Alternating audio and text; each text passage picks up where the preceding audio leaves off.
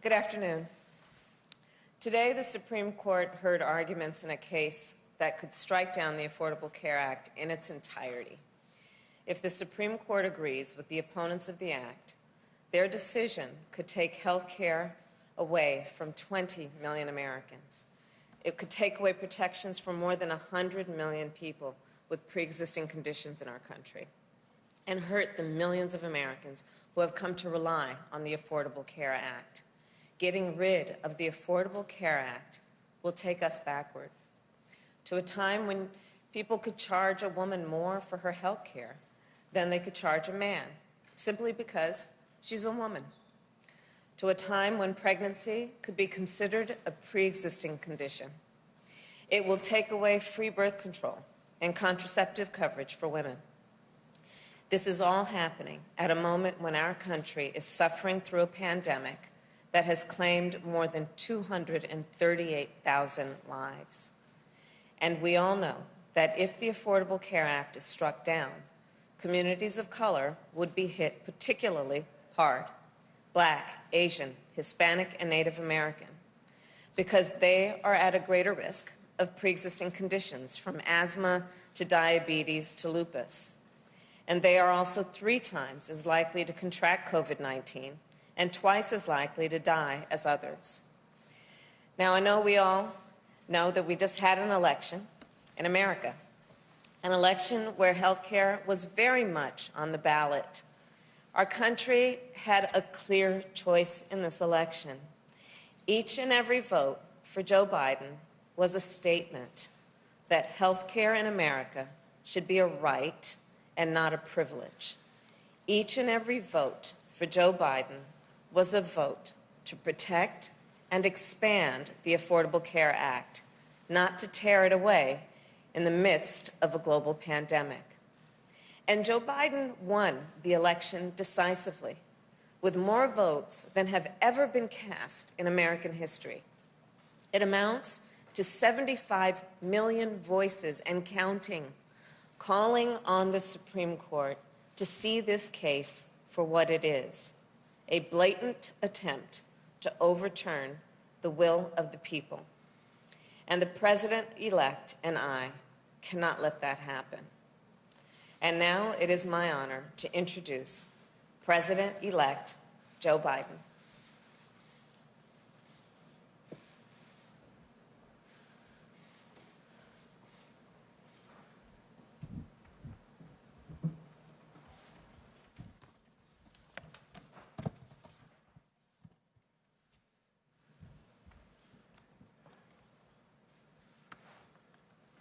Thank you, Kamala. Good afternoon, everyone. This morning, as was stated, the United States Supreme Court heard oral arguments on the case of grave importance to the American people. This case represents the latest attempt by the far-right ideologues to do what they've been repeatedly failed to do for a long time.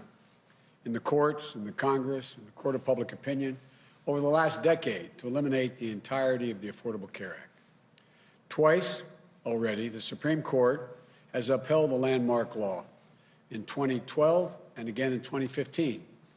And the Congress, expressing the popular will of the American people on a bipartisan basis, has rejected numerous attempts, numerous efforts by President Trump to erase the law as well. Now, in the middle of a deadly pandemic that has infected more than 10 million Americans, nearly 1 in every 32 Americans, often with devastating consequences to their health. These ideologues are once again trying to strip health coverage away from the American people. The goal of the outgoing administration is clear from the brief they filed in the Supreme Court. It asserts, and I quote, "The entire ACA thus must fall," end of quote. Now, I'm not naive about the fact that health care is an issue that has divided Americans in the past. But the truth is, the American people are more united on this issue today than they are divided. Recently, as last month, a leading survey found that American people want to keep the Affordable Care Act in place by an overwhelming margin of 58% to 36%. 79% of the American people, including 9 out of 10 Democrats, 8 out of 10 independents, and 2/3 of Republicans want to keep the ACA protections for people with pre-existing conditions, which would be eliminated if this lawsuit were to succeed. This doesn't need to be a partisan issue. It's a human issue. It affects every single American family. We can't subvert the growing consensus of the American people based on an argument put forward in the briefs seeking to invalidate the law that even many conservative legal scholars, including in the National Review, consider to be, quote, ridiculous. Let's be absolutely clear about what's at stake. The consequences of the Trump administration's argument are not academic or an abstraction. For many Americans, they are a matter of life and death in a literal sense. This argument will determine whether health care coverage of more than 20 million Americans who acquired it under the Affordable Care Act will be ripped away in the middle of the nation's worst pandemic in a century. Over 100 million people, as the Vice President-elect pointed out, over 100 million people with pre-existing conditions like asthma, diabetes, cancer, could once again be denied coverage, whether complications from COVID-19 like lung scarring and heart damage will be the next flood of pre-existing conditions that can be used as an excuse to jack up premiums or deny coverage altogether. For millions of survivors who have struggled, won, and fought the coronavirus, fought against the loss of their life. This argument is going to determine whether women, as is pointed out, will once again be charged higher premiums just because they're women, or seniors will see their prescription drug costs go up. And like kids whether or not they can stay on their parents' plans till age 26, whether annual lifetime benefits will be reimposed. So someone could walk in and say, die in peace, you've run out of your coverage. This isn't hyperbole, it's real as it gets. When a family is faced with the awful news of a child's diagnosis with leukemia, or a mom forced to battle against breast cancer, an accident that leaves loved ones unable to live the life they've always known, it stops your heart. It stops your heart. It wrenches your entire world right off its axis when that happens. And many of you know that from your own personal experiences. Believe me, I know the feeling, and too many American families do as well. In that moment, the very last thing on your mind, the very last thing should be on your mind, is whether you can afford the treatment. The Affordable Care Act was created to put a stop to that inhumanity. It was created to ensure that families thrust into their worst nightmare of their lives could focus not on money, but on the fight that really matters. Obamacare is a law that every American should be proud of. It's why people with pre-existing conditions are protected in this country. It's a law that delivered vital coverage, as I said before, for 20 million Americans who did not have coverage. It's a law that reduced prescription drug price costs for nearly 12 million seniors. It's a law that saved lives and spared countless families from financial ruin. So this effort to bypass the will of the American people, the verdict of the courts in the past, the judgments of Congress, in my view, is simply cruel and needlessly divisive. Regardless of the outcome of this case, I promise you this: beginning on January 20th, the Vice President-elect Harris and I, we're going to do everything in our power to ease the burden of health care on you and your families. I promise you that. As I said, I will protect your health care like as with my own family. And we've been, unfortunately, significant consumers of health care. That starts by building on the Affordable Care Act, with the dramatic expansion of health care coverage and bold steps to lower health care costs. My transition team will soon be starting its work to flesh out the details so that we can hit the ground running, tackling costs, increasing access, lowering the price of prescription drugs. Families are reeling right now, particularly the reporters in this room and others listening. You've interviewed a lot of these people around the country as you've gone all over the world, all over the country. Enduring illnesses, faced with risky choices, losing their employer plans in droves. Already 10 million have already lost their employer plans. They need a lifeline, and they need it now. They should have to hold their breath. They shouldn't be in that position, waiting to see if the Supreme Court is going to wrench away the peace of mind they've come to now rely on.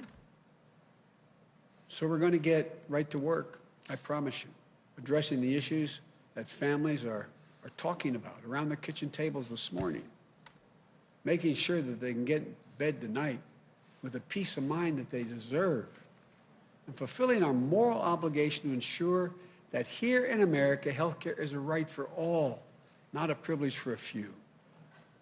So come January, we're going to work quickly with the Congress to dramatically ramp up health care protections, get Americans universal coverage, lower health care costs as soon as humanly possible.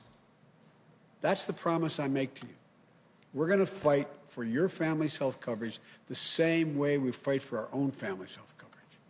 We want every single American to know, if you're sick, if you're struggling, if you're worried about how you're going to get going to get through the day, we will not abandon you. That is a promise. We'll not leave you to face these challenges alone. We're going to get through this. We're going to get through it together. And we're going to build a health care system that puts you and your families first, and that every American can be proud of. I want to thank you all for listening. May God bless you. May God keep you safe in this COVID environment, and may God protect our troops. Now I'm told that we're going to have, we're going to take 5 questions or thereabout. Okay. Thank you, Mr. President-elect. During the campaign, you said you were not naive about how difficult it would be to unite the country. It's now 3 days after you were projected as the president-elect.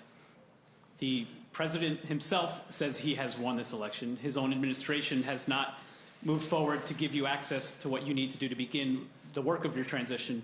Just a few minutes ago, the Secretary of State, when asked if he would cooperate with a smooth transition, he said there will be a smooth transition to a second Trump administration. I wonder if you have a message for the president who may well be watching right now, and how do you expect to be able to work with Republicans when so many have thus far refused to even acknowledge your victory?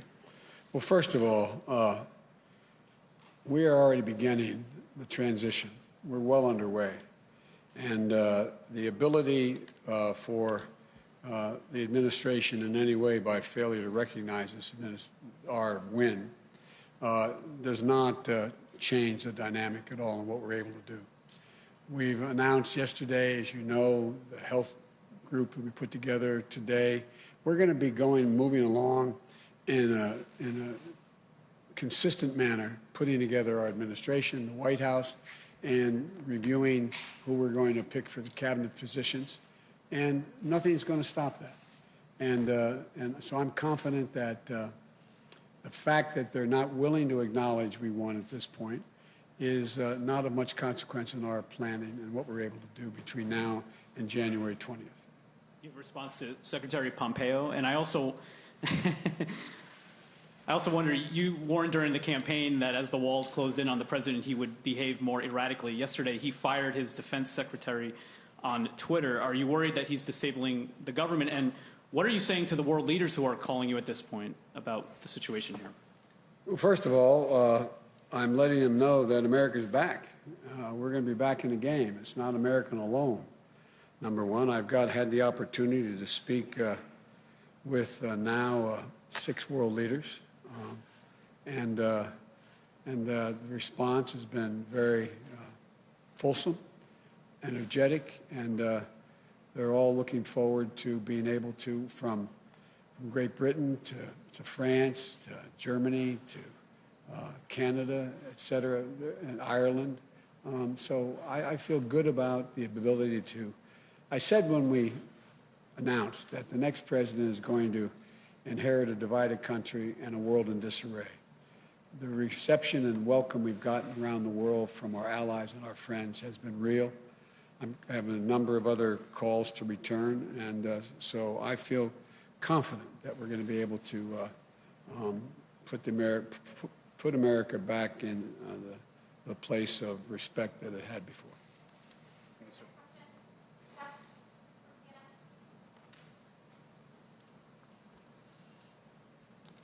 Mr. President-elect, Senate Majority Leader Mitch McConnell has suggested today that he may not recognize the outcome of this election until the Electoral College meets next month. Have you spoken to your longtime friend in the Senate, Mr. McConnell, and what do you make of his specific comments over the last 24 hours? I haven't had a chance to speak to Mitch. My expectation is that I will do that in not too distant future. I think that the whole Republican Party has been put in a position, with a few notable exceptions, of being mildly intimidated by the sitting president. But there's only one president at a time. He's president. We're going to have the Electoral College will be making their judgment in December. It'll be announced in early January. But in the meantime, I hope to get a chance to speak to Mitch. If I could follow up, without transition funding, will you be able to go through with a proper transition that's needed? Would you like access to the PDB, and will you authorize legal action, or would that be too divisive, do you believe? We can get through without the funding. We're in a position that we feel very good about. There's nothing that slows up our efforts to put things together. Obviously, the PDB would be useful, but it's not necessary. I'm not the sitting president now. And so we don't see anything that's slowing us down, quite frankly. Thank you.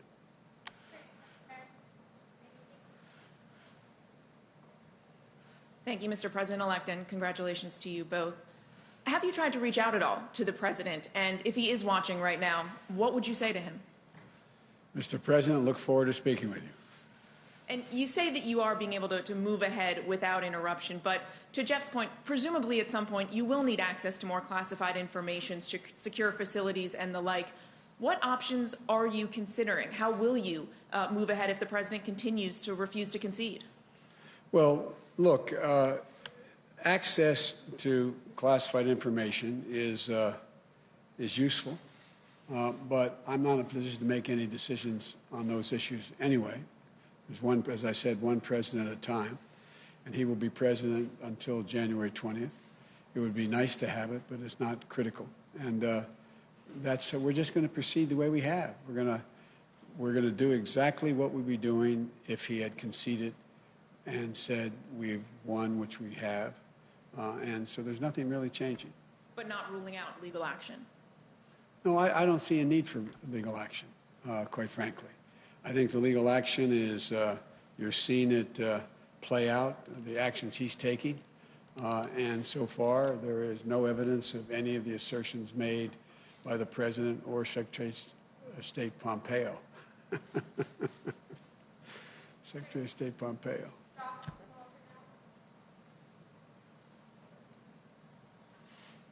Thank you, Mr. President-elect. Democrats are on track to lose a handful of seats in the House of Representatives. That could make it harder to pass legislation with just Democratic votes. And I'm just curious, how does that impact your plans for what priorities you think you can get through this Congress, especially if the Senate remains in GOP control? And during the lame duck, will you be coordinating with Speaker Pelosi on how she should be negotiating with Republicans? Well, I've spoken to the leader, and I've spoken to the minority leader in the House. And one of the urgent things that need to be done is people need relief right now. Right now. Small businesses, people who are about to be evicted from their homes because they can't pay their mortgage, unemployment insurance. You know, what's going to happen is you're going to see what people don't realize is the failure to provide state and local assistance. You're going to see police officers, firefighters, first responders laid off. And I think the pressure is going to build. But the fact is that I would hope that the president at least has the sensitivity and knowledge to know that a lot of people are in real trouble right now, between now and the time we get elected, till we get sworn in. And so it's my hope and expectation. I'm sure that the majority leader, the Speaker of the House, as well as the minority leader, are working right now into the priorities they have laid out. But do you plan to be active in those negotiations, working with Speaker Pelosi to represent Democrats in the table? Well, we've been talking, and they know my views, and I support what they're doing. And then my second question was about the Senate. Do you plan to campaign in Georgia before your inauguration to help Democrats in the 2 runoff races there as they try to flip the Senate? And how important is a Democratic-held Senate to your agenda? Well, obviously, it'd be much better if we had a tie in the Senate, which means that this vice president become incredibly important beyond what she already is. But we're going to do anything we can that they think we can do to help. And does the Democratic Senate help your cabinet chances? Does that change how you consider who you nominate to cabinet posts? No, I don't think so. I take McConnell at his word. I understand he said that he will make it clear who he's prepared to support and not support, and that's a negotiation that I'm sure we'll have. Look, one of the things that I would do as president-elect and when I become president is lay out to the Republicans as well as the Democrats who we intend to name for each cabinet position. I hope we're able to be in a position to let people know at least a couple that we want before Thanksgiving, and we'll just work this out. Look, I am not a pessimist, as you know, and I think there are enough Republicans who have already spoken out, but I think there will be many more, not many more, there'll be a larger number once the election is declared and I'm sworn in to be able to get things done. I think they understand. For example, I can't imagine there not being a willingness on the part of Republicans. There's going to be significant pressure to deal with health care. Their own constituencies are in that position. So I'm not, I think we can get a lot done. Thank you. And one last question from Meredith in the newsroom. Sir, what do you say to the Americans that are anxious over the fact that President Trump has yet to concede and what that might mean for the country? Well, I just think it's an embarrassment, quite frankly. The only thing that, how can I say this tactfully? I think it will not help the president's legacy. I think that I know from my discussions with foreign leaders thus far that they are hopeful that the United States democratic institutions are viewed once again as being strong and enduring. But I think at the end of the day, you know, it's all going to come to fruition on January 20th. And between now and then, my hope and expectation is that the American people do know and do understand that there has been a transition. Even among Republicans who are people who voted for the president. I understand the sense of loss. I get that. But I think the majority of the people who voted for the president, a lot voted for him, a significantly smaller number, but a lot voted for him. I think they understand that we have to come together. I think they're ready to unite, and I believe we can pull the country out of this bitter politics that we've seen for the last 5, 6, 7 years. And just to follow up on a previous question, how do you expect to work with Republicans if they won't even acknowledge you as president-elect? They will. They will. Thank you all so very much. Thank you.